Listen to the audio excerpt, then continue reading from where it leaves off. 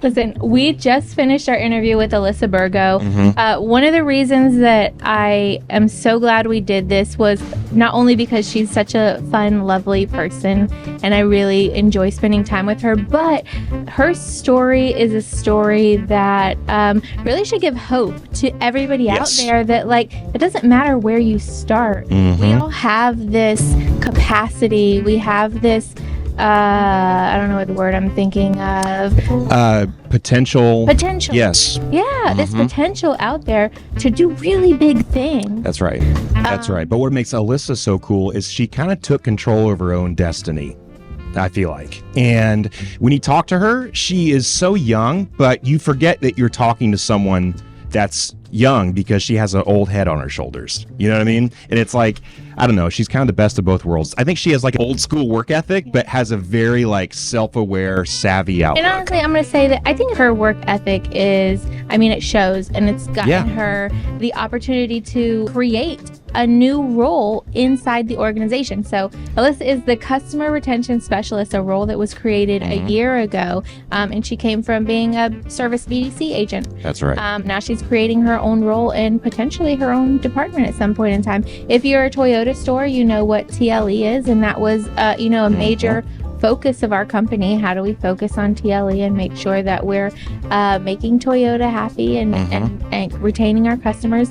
And from there, she was able, at 20-something years old. Crazy. Early 20s. That's right. She's so young. Salt of the earth. She's a salt of the earth kind of person. Enjoyed this convo. I know we did. And enjoy meeting Alissa.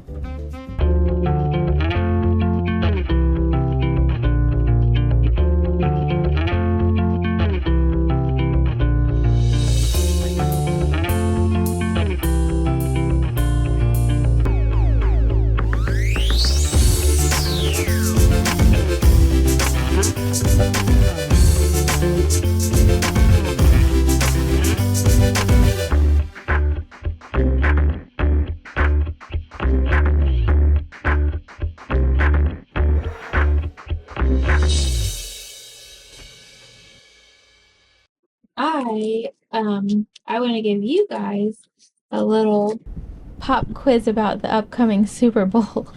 I didn't even know there was a Super Bowl till yesterday. Terrence, are you watching the Super Bowl? I was like, yes, I am now. Same. Sports ball bowl. Okay, what teams are in the Super Bowl? The Chiefs and the Eagles. Am I right? Okay. You're not one of me. You know already way too much. Do you know how I learned that? How? A child told me. Yes. Hey, kid, I'll give you a quarter for some cultural knowledge. A kid at my church has worn his Eagles jersey to church for the last month and a half. So he was wearing it last weekend. So I figured that was good news. Awesome. And I did confirm with him just to be sure. I was like, they made it right. And he was like, yeah. I was like, okay. I didn't know. Do you know who's performing? Yeah, because someone usually performs, right? I know this one. I'm asking you guys a question. Oh. I know this one. Caleb, ask the question. Caleb, who's performing at the Super Bowl?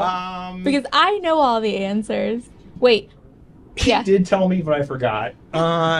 Is it Seal? What? It is an icon, but song that Seal sings? Kiss by a Rose. It's on the Batman Forever soundtrack. It was amazing.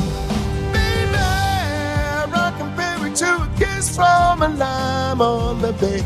Ooh. Okay, I'm pretty sure that's literally the only song Seal has ever sung. She's stunned, speechless. So think another icon, but closer, more recent. Oh, do you know the 2024 rap battle of the year? I didn't know. Are there multiples? I don't even know. There's one that's it's like a big deal. Rap beef. There's even a lawsuit that came from it, and I know this because the New York Times Daily podcast had an episode about it this morning, the whole rap battle and the 8 Mile tournament. Can we put him out of his misery? Who? Kendrick Lamar. Oh, is he? Okay. Do you know who Kendrick Lamar is? That's who you said earlier. Yes.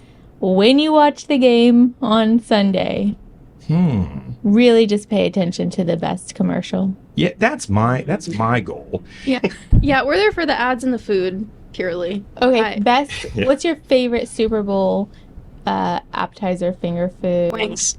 dip? It's got to be wings. If it's a Super Bowl party and there's no wings, I'm out. We're actually not planning on having wings at our Super Bowl party. It's like basically but blasphemy. We are doing chicken legs. Okay. Hey, That yo. can be adjacent to wings. Sure. Okay. My favorite Super Bowl food memory was the time I had what I thought was hummus. I was like, this is the greatest stuff ever. And then I figured out it was beer cheese. And I was like, oh, well, that explains why it tastes so good. How did you learn? Like, did you try I was try like, guys, you gotta hummus? get in on this hummus. You know, they're like, that's idiot. not what it is. Hey, it's beer cheese. You know? That's like when you bite into a oatmeal raisin cookie and you thought it was chocolate chip. Yeah. What's your Unpopular opinion. Okay, so yeah, Wow. Alyssa, we're actually going to start with your unpopular opinion. Ooh, Tell I'm us ready. what you got. Okay, so can I just ask first, are either of you big readers? Yes. Yes, I think we both. Okay, read. so maybe you might be familiar with this one because it's kind of like a knockdown, drag out fight in the reading community. Yeah, I know. What Can you're you gonna guess? Say. Mhm. All right, ready? Mhm. Audiobooks absolutely count. Audiobooks definitely count as reading. Thank you. Yes. 1,000,000% audiobooks count as reading. So, well, first of all, who are we to tell people how to ingest content, right? If it was my eyes or my ears, I still know what happened, so I got the Solid. value out of the book. Everyone learns differently. Solid. Yes, exactly. Mhm. So for that reason, I would say they should definitely count. But also, like, audiobooks can be really time consuming. Most people could probably read a book faster than they could listen to it on regular speed, unless you're crazy like me and you listen on like 1.75 speed. But Sounds like a micro machines guy. yes, And traffic has gotten worse and worse and worse. So Yes. that means we have less and less time to sit in our recliners and That's read. right. exactly. Absolutely. You're 100%. Where do you think it comes from? What do you think people, why the elitist outlook on reading? Like, that doesn't count as real reading. Why does anybody have any opinion? Why We're does, getting philosophical now. oh, yeah. Well, I mean, which side of the bars are you on? I know. So that's a really good question, and I would love to understand that too. Yeah. Like, where did this like elitist attitude towards like putting your eyes to a page come from? Yeah. Versus listening. I'll venture a guess. Tell me if you agree or disagree. But I think it could come from this revival of analog media, owning your own media and not having it subscription based or anything like that. I think there's like this countercultural kind of swimming upstream to kind of resist that a little bit. But I don't see how but the principle doesn't work for me. I think it is, well, one, there is a feeling that you get, like when you're sitting with a book, a smell that you get Yes. opening the book and turning the pages. And so I think that that's what they're holding on to. But I totally count audiobooks as reading. I'm audiobooks all day long only because like my time is very limited. Like when I have a lot of time on the weekends, I'll sit and I'll read a book, but I listen to a lot of audibles. Yes. But it is people that are just like it's people that want to look down on somebody else. Yeah, you that's can, right. Like you can have your opinion and you can have what you prefer, and that's all good. If you prefer to sit down with a book and open it and smell it and like all of that, then I support you on that. But stop downing other people because they ingest it differently, to your point. And some Precisely. people, honestly, some people can't read that well or that fast. Correct. Or they don't retain it as well if they read it as opposed to hearing it. Absolutely. So yeah, I think it's a personal thing. And I think it's about tell me if you agree or disagree. I think some people that have this sort of like chip on their shoulder, they like being seen reading a physical book. Because if you put an ear pod in and you're taking in stuff, you could be listening to Rolling Stones. You could be, whatever. No one's going to know that you're reading, Rudyard Kipling if you don't have a book there to show them. It's like, you know what I mean? It's like people who like kind of need some attaboys. And those are the people, like a perception thing. Yes. and those are the people that read like uppity books and stuff too. They don't read like the real good stuff that like people are like, what is that title again? Exactly. Dead on, actually. Yeah, I totally agree. Like they certainly don't get as much enjoyment out of their book. I know you hate what you're reading. Okay, Well, what about yours? here's mine. Honestly, I don't care if the government listens to my phone calls.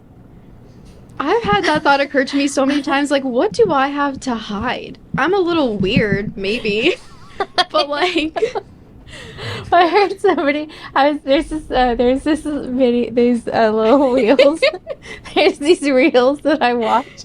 There's these reels that I watch where it's like teenage text, and a kid goes, "I don't care if the Chinese get some of my data. I've got unlimited data." Oh, my gosh. Okay, my point being that what you said. Listen. They're gonna get a whole lot of nothing if they tap my phone and email, just like somebody that tries to steal my identity. Good luck, man. buddy. at the very least, though, like think about like your texts with your best friend or something. Yeah. Like, Do I care if they tap, like other people that have real stuff going on? Okay.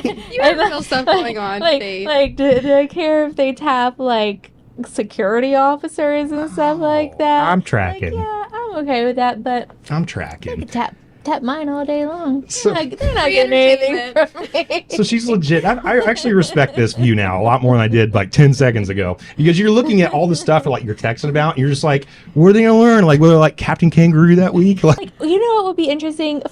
Go through your phone and find one text and say it out of context. Cole and I texted each other. Did it make you feel weird too on Full House when two characters got off on the wrong foot and then they agreed to quote start over? Like, it just cringed, like die of cringe. 7. Couldn't handle it. Oh my goodness, guys! I think I may have to literally. There's nothing exciting. Like, listen, the government tap me all day, baby. Yeah, right. Oh, you want to see pictures of my new outdoor kitchen? Yeah. Oh, hey, are you planning that thing for work? Yeah. Oh, guess what? I grabbed a Caesar salad. Oh, yeah. Oh, I got the Santa Fe one this time. You're welcome, Donald Trump. Oh, There that's- you go. That's super funny. What made you want to try the BDC? Okay, so this is a really interesting question because there's a couple reasons. The first one was that I had been at Chick-fil-A for a while, right? So like 5.5 years or so. Yeah. And I did everything that there was to do. I mean, everything. Like, Alissa was in the kitchen breading chicken, okay?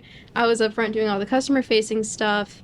I had been a team member, a certified trainer, a shift lead, like an assistant director. I had kind of like seen all that there was to see, and I knew what my options were at Chick-fil-A. What were they, if you don't mind my asking? So I could, further into directorship, there are leadership and development programs that you can go through with Chick-fil-A to become an operator, as you said. It's really easy to become an operator, but you just have to get through like a lot of levels of interviews. Yeah. It doesn't take much except for that.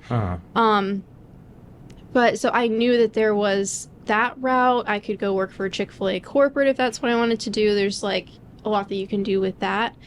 But I had just kind of spent a lot of time in this role that I had originally intended as like a transitionary role because I was in school for social work.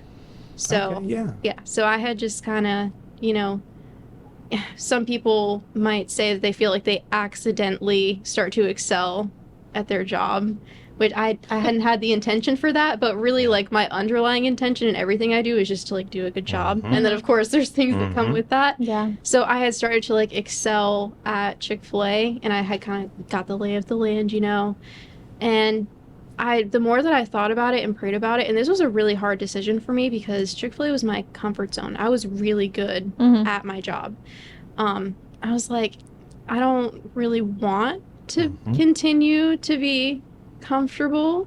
Yeah. As much as I like, That's really being cool. good at my job and everything, I want to explore something else. So I just kind of kept my, my mind and my heart open. And I heard about the role at the BDC had opened up, and I was like, what does it hurt? To go interview, see what it's about. I didn't even really know what it was. I'd never heard the term BDC. Did you know anybody that worked there? I didn't. Okay. No. So So you just came in from Chick-fil-A uh-huh. and And I ended up heard about this like interviewing. hiring event. decided I'm gonna try my hand there. Yeah.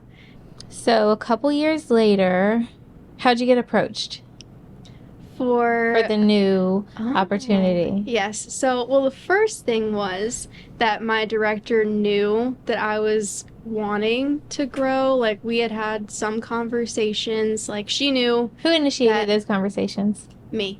Okay. Yes. So, and like, I got really good feedback from her to like, Mhm. hey, here, you're doing really well. Like, here's a couple things that you can improve on if you want to continue down a management path more so.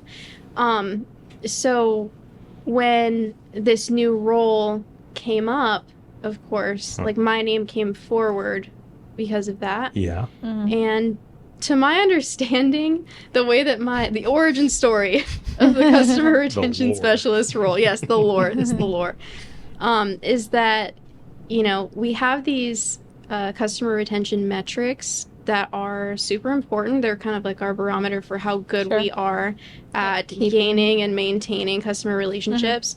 So leadership was like, well, if this is so important, we should just have a person who focuses on that. So, and I was kind of doing things in that realm at the BDC. I was the outbound specialist. Mhm. So I was like helping to design the outbound campaigns, like working with the agents on scripting and coaching and all that. So I was kind of doing something that was in that realm already. Yes. So that's the reason that my name came forward for it. Nice. And I was like, this is just the coolest thing. Like when the role was being pitched to me, I was like, yes, absolutely. We need this because customer retention is, it involves a couple different departments coming together to make that happen. Yeah. You have service, of course, the customer's experience takes place at the dealership, of course. You have marketing, you have BDC, and each of them are just trying to make their operations work. There's a lot of communication that needs to happen. Mhm. So my role is kind of like dropping somebody in the middle of that Yeah. with a higher Yep. view to kind of, bring all of those efforts together Yeah. intentionally. Yeah, because the stores want to retain their customers. Mhm. Then they may do a campaign on their own and not know how to partner with the BDC to make sure they're most effective with it. And Yes. also they don't have the marketing skills to do it well. And so Yeah. having somebody that is the subject matter expert that has experience on multiple sides of the aisle coming in to kind of help coordinate those things. Mhm. It was the intention of this role.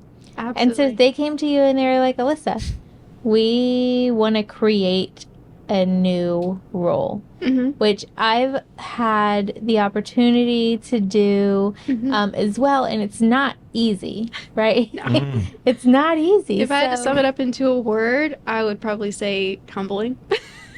Yeah. Yeah. Legit. Yeah. There's so much that you don't know. Tell us kind of one of the most impactful things that you've learned over this last year, because you're you're just at a year into creating this role now, which Yes. first of all, humbling and also exciting and proud that somebody believes in you enough to give you the opportunity to do this, all of Yes. that, right? My thoughts exactly. So, what's one of the most impactful things over this last year as you've been building this role that you've learned? Really, just the people that I have had the opportunity to interact with now that I'm in this role.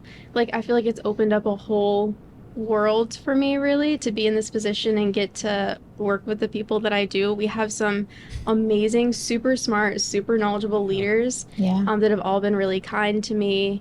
And I have learned so much about the business that I didn't know before. I had the BDC viewpoint before. And what I've learned the most, I would say, is to, and this is gonna come across negative because it's what I've thought about myself and what I'm sure other people probably think too in my position, but not to be afraid to be the dumbest person in the room. That's so good. Because yes, So good. there's so much value in being the least experienced person in a space if you frame your mindset correctly. Yeah. For sure. That's awesome. But Yeah. but it's so true, Yeah, it is. right? Like we hide behind all of these excuses as to why we're not doing the thing and why we're not further along. Yeah. And like Alyssa sitting here right now is a testament to like we have the control over that. We have the power over it, and stop making excuses and stop blaming other people and just figure out what it is that you want and go get it. And to add to that, kind of like a callback to earlier, don't be afraid to be dumb. Don't be afraid to be dumb. Yes, embrace and experience. See it for the blessing that it is. Yeah. Can I ask you a question about how you were able to pull that off? Because sometimes I feel like when we're in a new element and the stuff is like starting to get this high, that sense of innate curiosity can start to wane when you feel like you're just in a survival. Like, so Yes. how do you foster that sense of curiosity when, you feel like you're making, I'm just trying to like stay going here. You know what I mean? Like, Yeah. how'd you do that? I mean, most people, I feel like, they pick a lane. Somehow you're able to walk and chew gum when it's running out of a burning building. You know what I mean? It's just like, that's pretty cool. So that is a really good point, because I think just as human beings, we have this instinct to self-preserve and make things as easy on ourselves Yes. as possible. But when you're really solid in your values, like one of my values, I love to learn things. I've always loved to learn things. I was one of those like academic weapon types in school. So like one of my core values is to learn, lifelong learning. And of course, my personal development is really important to me. And I know that I'm in a great place right now in my life, and I'm just at the beginning of things. So just bringing myself back to those values, I think, is what keeps me, fighting against that, the urge to like just do what's comfortable and do what I know already. That's awesome. That's a really good answer too.